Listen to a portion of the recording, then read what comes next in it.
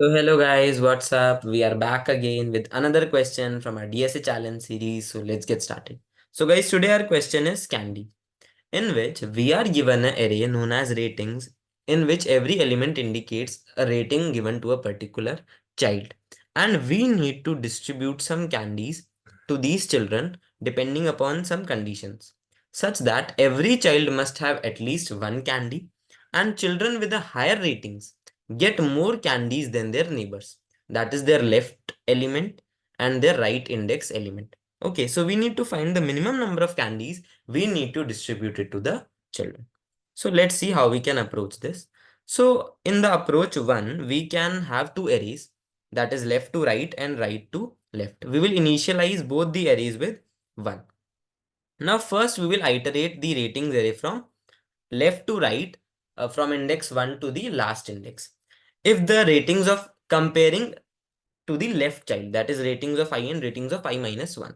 And if the ratings of I is greater than ratings of I minus 1, we will increment in the left to right array by 1. Okay. Similarly, we will do it by right to left array. Now we will calculate the total answer. Now how we will do that? We will find out, we will loop through both the arrays, and we will find out for the particular index what is the max, left to right of I or right to left of I, as we need to make sure that the particular index is greater than both its left as well as the right child. So we will take the maximum of that answer and return the calculated answer. So I guess this can be the approach one. Now we will lead towards approach two. So in order to understand approach two, we will have to look into the demonstration. So it will be using constant space. So the idea is that at a time we are only considered about three things: its left child, its right child, and the value itself. So let's see if we can approach this. So we have to first consider the array in such a way, in a mountain manner, like having increasing as well as decreasing turns. So we can understand that while we are on the increasing path or on the decreasing path, there is no problem. So we will take two variables, peak and valley. We will have an answer or a count variable, which we will initialize it with n. That is, since we have to distribute one at least to each, so we will initialize it with n, given that we are considering that we have given one candy to every candidate. Now we will start iterating. So since peak is growing, since we are on the, let us take this example, we are on the increasing region. So we will just simply do peak plus plus and we will add it up to the answer. And similarly, if we are on the decreasing region, we will just do the valley plus plus and we will add it up to the answer.